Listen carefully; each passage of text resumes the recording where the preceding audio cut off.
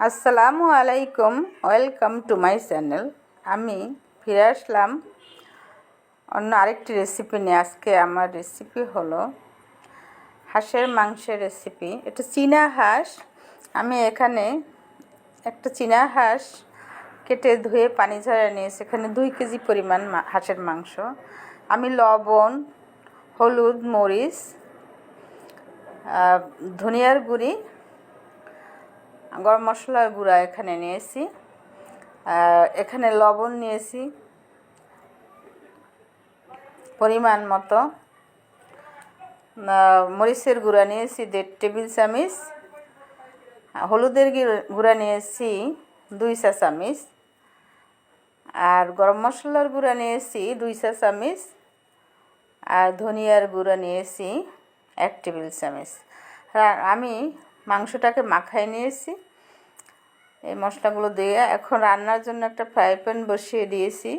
এখন দিয়ে দিচ্ছি 4টে তেজপাতা আর এলাচি, লবঙ্গ, গোলমরিচ, দারুচিনি আমি একটু ছেঁচা দিয়ে নিয়েছি।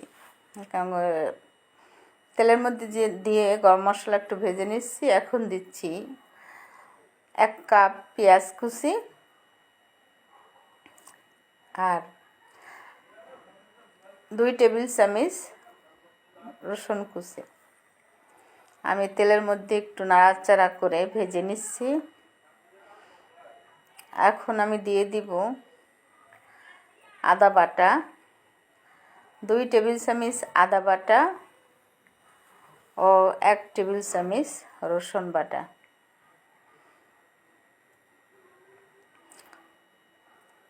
দুই টেবিল চামচ আদা বাটা, 1 টেবিল চামচ রসুন বাটা দিয়ে আমি মশলাটাকে ভালো করে একটু কষায় নিচ্ছি।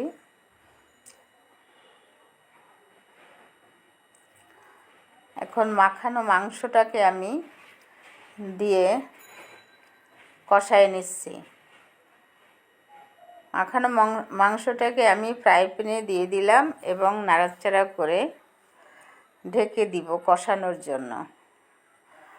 অল্প আঁচে আমি ঢেকে রাখবো মাংসটা কষানোর জন্য এবং সেদ্ধ হওয়ার জন্য। মাংসটা আমি দিয়ে দিয়েছি। এখন আমি ঢাকনা দিয়ে ঢেকে মাংসটাকে সুন্দর করে কষায় নেব। জালটা কমায় দিব।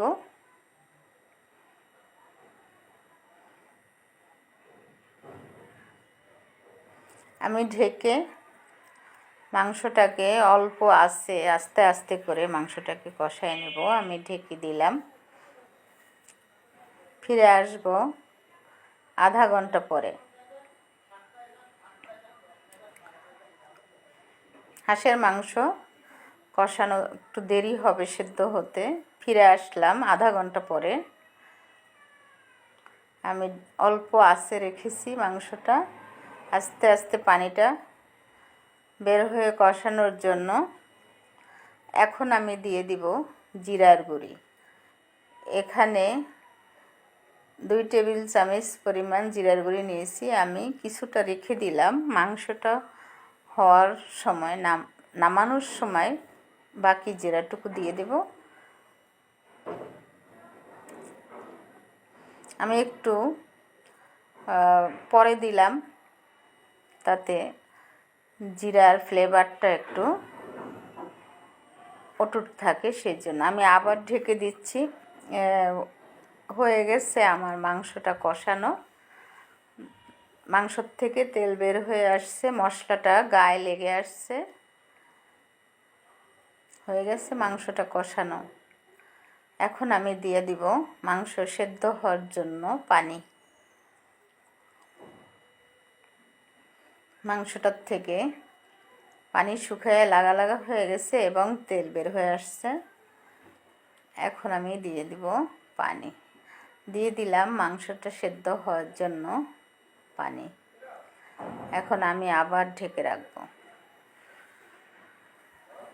এটা কলিজা ভেঙে যাবে, সেই জন্য অল্প কষায় তুলে রেখেছিলাম। এখন দিয়ে দিলাম হাঁসের কলিজা। এখন আমি নাড়াচাড়া করে আবার ঢেকে দেব। এখন জালটা আমি একটু বাড়ায় দেব, চুলার আঁচটা একটু বাড়ায় দিলাম। ফিরে আসলাম আবার 20 মিনিট পরে। হাঁসের মাংস সিদ্ধ হইতে একটু দেরি লাগবে, এটা চীনা হাঁস, পাতি হাঁস না, চীনা হাঁস, সেই জন্য আর একটু বেশি দেরি লাগবে। দিয়ে দিলাম কয়েকটা কাঁচামরিচ।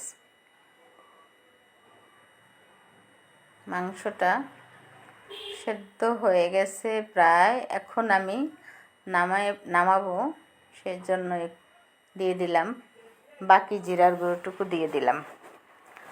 মাংসটা হয়ে গেছে, এখন আমি চুলার আঁচ বন্ধ করে দেব এবং কিছুক্ষণ ঢেকে রাখব। এখন আমি একটা বাটিতে কিছু নামাই নিব, একটা বাটিতে কিছু তুলে নিচ্ছি। কালারটা দেখতে যেমন সুন্দর হয়েছে, খেতেও হয়েছে অসাধারণ। শীতকালে হাঁসের মাংস খুবই টেস্ট, আপনারাও ট্রাই করবেন আর আমাকে দোয়া করবেন। আবার ফিরে আসবো অন্য কোনো রেসিপি নিয়ে। আল্লাহ হাফেজ।